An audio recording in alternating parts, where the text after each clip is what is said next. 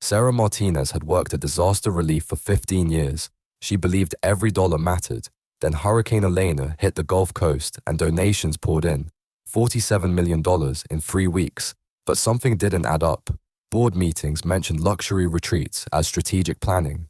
Administrative costs somehow included a board member's yacht payments. Emergency response funds were being invested in personal real estate deals. While families slept in their cars, board members bought vacation homes. Sarah faced an impossible choice: speak up and destroy her career, or stay silent while millions meant for hurricane victims disappeared. She chose courage. For 6 months, she secretly copied financial records. She documented every fraudulent transaction.